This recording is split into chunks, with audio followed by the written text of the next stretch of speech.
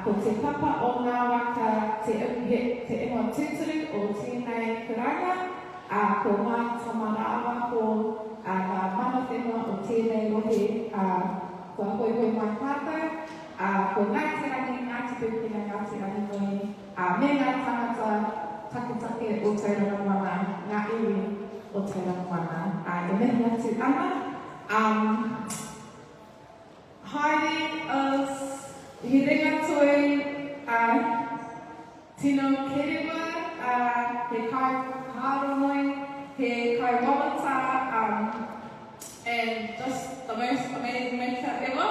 I had the pleasure of working with Heidi on this exhibition, and do you want to introduce yourself? Or can I go to you hear me?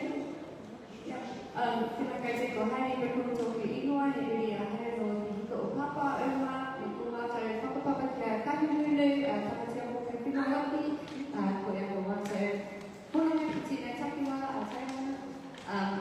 And this is my exhibition, Māturuturu Trick. That actually is not just my exhibition because I had a whole lot of help from everybody who works at the gallery and finishing it. It's quite an overwhelming space to make work for, and it's only newly open.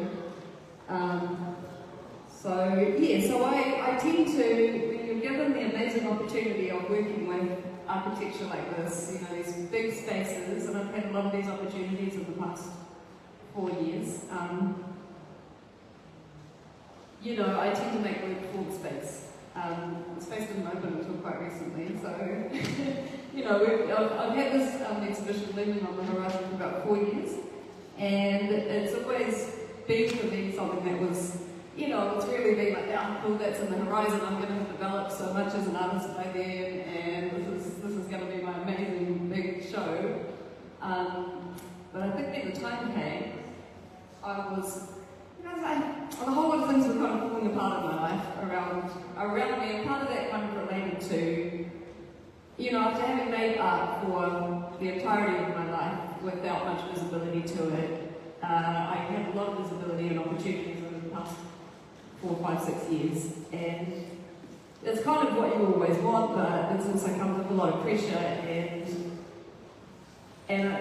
so I was focused. I felt quite struck in the time when I was making this show just by how much it felt like it had kind of fallen apart in my life as a result of my commitment to my practice, and just a lot of things that you kind of sacrifice intentionally or unintentionally, a lot of relationships, a lot of love in your life that you lose because of being so focused on this kind of quite rarefied visual language that you're creating. And so, you know, I guess I was just kind of questioning, like, what's the worth of that? What drives artists to be so committed to something that is, you know, has such a small kind of relevance or such a small kind of coherence to the wider world. And I found this curator by Māturuturu. There's a book called Ngāti Apakura by Māturuturu, and his curator. And I never actually got to get to speak to him before opening the show. I saw Māturuturu one day in Ōtaki down the road from where I live, and I wanted to jump up my car and talk to him. I'll catch up with him later. But anyway, I about Uru and this is an atua, this is the firstborn atua in the kind of the first lines of, Tangaroatane, the famous ones, but he's the firstborn, and I've often seen him in whakapapas and been like, who's that atua? I haven't heard anything about him. And in brief, and Haue Apiata over here has written the most incredible essay, which explains a lot of another kind of perspective on this whakaaro in a lot of detail. So that you can grab one of those on the wall over there. It's incredible essay. Yeah.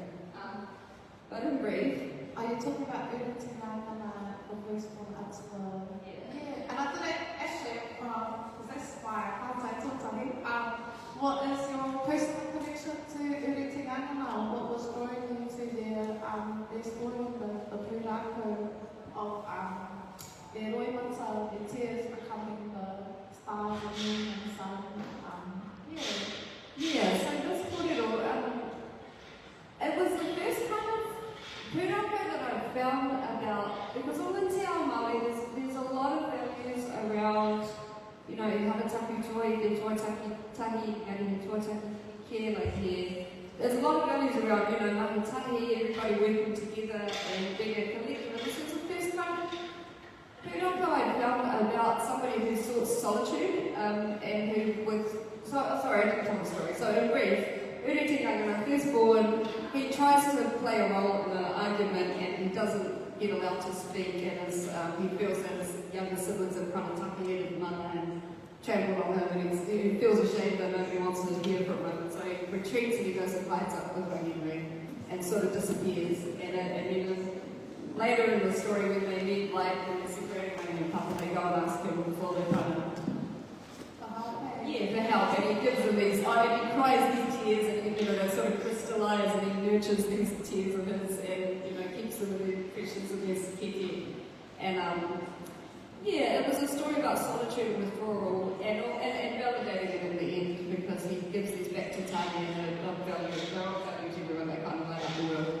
So that is what, with all those experiences and reflections I was having, that story kind of resonated. So I made these works. I've worked with this shape before, but for me, visual shape shifting, like you make the tohu and its meaning changes. It's kind of a part of how language works for me.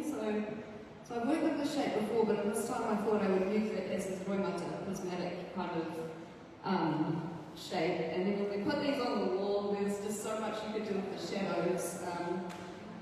Elliot, our tech here, was just incredible in allowing me to get me really far off the wall. A lot of places you're not allowed to walk past centimetres off the wall, so we've got the moments of leader. It's in the shadows and the weight of them. Yeah, I guess I hope that they seem like these tears. Thank you. If anyone's got any parts up there, in mind. Yeah, parts I might.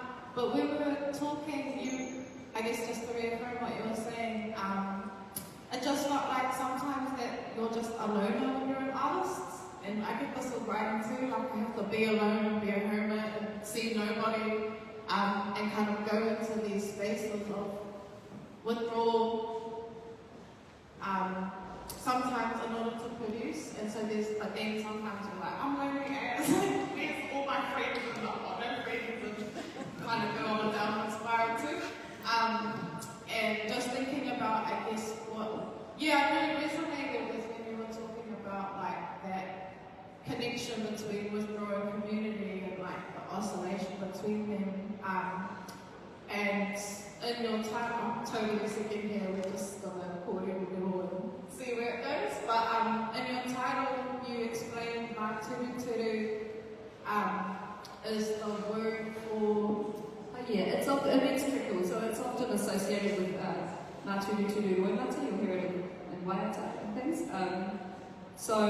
Māturuturu means to trickle, and then I just translated it into trick, because I guess I was thinking about trickle down, just as a way to refer to the general economics that we live in. This is the late capitalism where I think it's becoming obvious to maybe even some of the really mainstream advocates of liberal democracy that it's never really worked, like I said.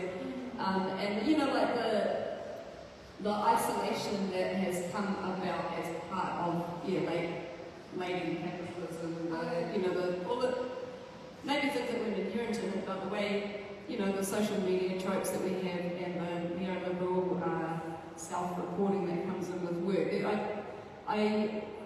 On a political level, I strongly believe that a lot of our world is engineered to prevent people from having much free time, and that where they can develop creativity or any kind of critical, reflection or unify with each other to actually make anything happen. I do think that we live in a world that is intentionally and increasingly structured to fragment people and prevent them from spending time together. So I wanted to refer to that in it. So there's a reflection on like the archetypal kind of tendencies to pursue solitude, but also on the structural elements of our world that also push us into that kind of isolated solitude. Yeah, definitely. And I can really relate to that of the capitalist society, especially where we are now, does fracture us and it takes away our time because we're always working, always got this, and social media, we're reportedly more connected than ever, but why is everyone but there's a prevention of being able to kind of unify or connect. So I love these fragments and that tension, between, that's what I was going to say, that it's not, what I love about your work is that it's not just happening on a material level, that these impacts, but it's also happening our waiwa, to our minds and bodies, that we're being fractured or kind of forced into solitude or isolation, and in long ramble. And there's a lot materially I can talk to. Anyone have anything specific that they want to ask? There's a lot I can. I wanted to ask what was the process of making these works, or because getting to know you as an artist, you're always experimenting, you're always working with new material, trying something different, adding stuff. We noticed Heidi's changed the colour palette. Her work is typically, has previously shows the more greens and blues and colours of the moana, and here we get this beautiful sunset. My part was, what was the process like with the materials, of working with these materials, and how did they come to life? So I was first thinking about the space, how am I going to make this space work? And so, hence my decision to use the largest flat planar surface you could get, which is a 2240 piece of fly sheet. And if you cut it diagonally, it gets even bigger on the angle. So that was kind of the biggest plane I could find. And I guess in my own practice,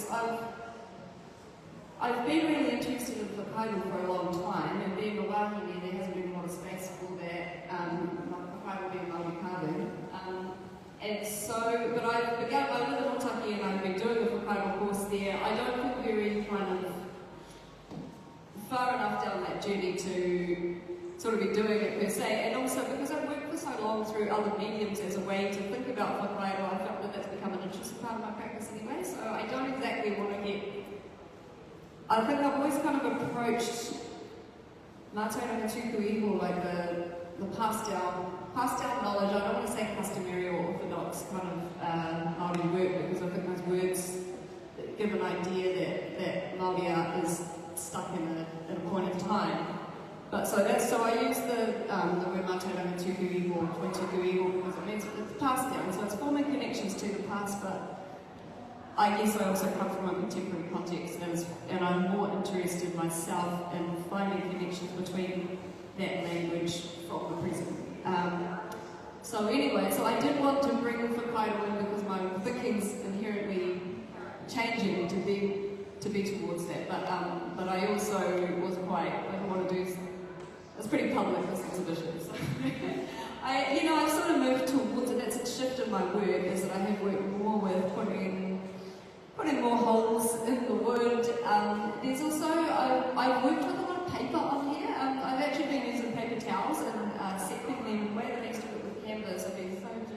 set them with acrylic paint, bleed painting them.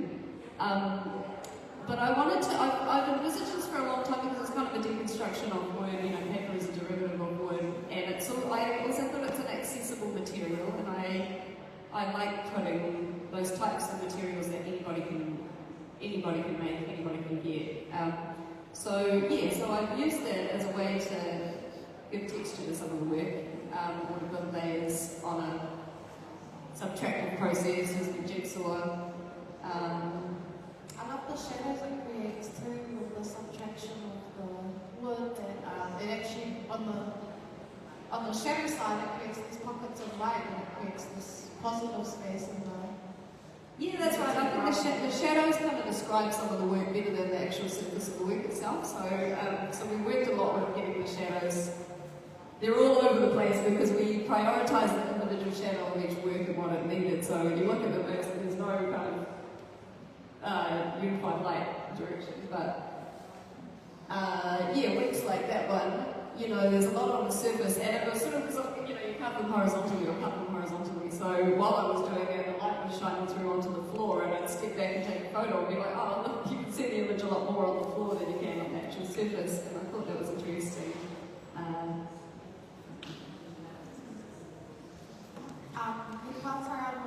I wanted to ask, how do you see the show in connection to some of your previous shows like Pāpāuma for the Lost Girl and I was thinking about the Dividends as well. Like, to me it feels like we've been exploring how the structures that we've been put under, sometimes forced, such as like capitalism. I think you've been thinking, it feels like you've been thinking for a while how they can affect our connectivity, and also these languages that we have in Tiamana and Ngāi Apakura. I just wanted to ask, do you see any connection between the show and the shows? Definitely. I mean, it's definitely a continuation of a visual language, and I think that's what, when you think about what drives you as an artist, you're creating this visual language that it's not exactly translatable. And back to the kaupapa of this show, I think that, you do that, it's a way to kind of hide but speak at the same time. But in regards to those shows, I always feel a bit funny with the stuff you talk about. Sometimes I'm not sure to what extent the kaupapa that I talk about with the shows kind of adheres in the work. I'm not necessarily sure that people looking at this work would read any of that kaupapa in it. But I talk about it because it's what I'm thinking about at the time when I'm making it. I'm interested in how people, what people kind of get out of it. I think to me that's really important, but I do talk about that stuff because, and I think when I'm given a platform, I do feel that it's important to, whether or not the work kind of shows that itself, it's important to contextualise it in terms of whether or not it's that effective. I feel that to be given a platform and to not bring up the politics that surround it would be a waste. So I do tend to bring them in whether or not they're in there or not. But also, every time I'm making a show, there's always the personal obstacles that you go through, just being the little person you are through the things that you're trying to work through, and the small things you're trying to resolve, they come to sort of overwhelm the lens on which you're looking at the wider political reality. I love how that's all woven in. Personal things you're thinking about the materials, and then also room, I guess, with tohu and with abstraction or the shapes that people can bring their own stories. Okay, I got one more question and then maybe we'll take it to the floor. I don't know what the time is. Are we looking at? Took one. Go. Okay. What was the most fun thing that you made at the show? Or what was the most fun? What was the most fun thing? What was the fun moment? I mean, the most fun thing was being here, because I had felt reasonably isolated until towards the end when I was making this show. And the most fun thing was the install here over the course of the week. I didn't have to get everybody involved in getting this show together, because it was just a lot, it's a big space. And it's actually hard to visualise a big space like this before you're here, so in some ways when we lay out the work on the floor, there just was a lot of, we'll have to make it work in there, and I really am always trying to capture like a drawing sense in work. I don't want to make work that's too refined or finished. I feel it's an openness when you can see parts of the process happening, but without making it look unfinished. But allowing some space in there for that. So I think the most fun thing for me was the way everybody was involved here, finishing all the stuff for me. And it was sort of like pulling a film together, I think. I'd be hopping around, here's this tie, can these people do that? Who here? Oh, sorry, was painter, working here as a registrar. Can you please identify the pieces of that? That would be good to cut out, check them with me, and then you do that. It was kind of that. It was like finding everybody's skills and letting them have important roles in the work. That was a good one. Yeah, I was going to say, we were talking about Lawrence and just how many people you've actually brought together through the practice of making art, or it's so much fun as a curator when someone's like, I can't do some cutting out. I always, as a solution to loneliness, if you're incompetent enough, you wrote people in to do things for you, and they're all around you. Does any part-timers from the audience, or would anyone like to ask me? It's not really part-time. They asked, is it bulk up? Is it bulk up? Yes, it is bulk up. I started working with that in 2020, and yes, it is. It's taken me years to refine the technique of that and also to curate. It's fun material. Heidi, mine's not really a pathway. I met you in this space at the first openings, and you said that you were going to be exhibiting, and we're kind of looking at the space going, it's really, congratulations, because it's fantastic. And I just wanted to say, listening to your story, what I see from this is beauty and hope and a lot of joy. So you've obviously made it through the other side. So congratulations. Now you've got the mic. That was smooth. And on that note, we're going to wrap up. Just to what Lisa was saying, congratulations on launching your project last night. It has been an epic undertaking. I think, as I said in the speeches, it looks effortless. It is not at all. But for me particularly, Uru was not known to me as one of the Aotearoa. He was known the firstborn Māori god, nor was his story known to me either. And just learning about his waimata, his tears that scattered and formed the stars and galaxies. And it's a really, particularly for our education programs, I know that our educators are excited to be introducing tamariki to one of the lesser known, but should be known, Pūrākau as one. So, ngā mihi nui, korua, thank you so much for your kōrero today. Thank you so much to all our artists that have shared their nuggets and performed for us. And I also wish to extend a mihi to Emily Hart and Airihi Hika, who are with us as well.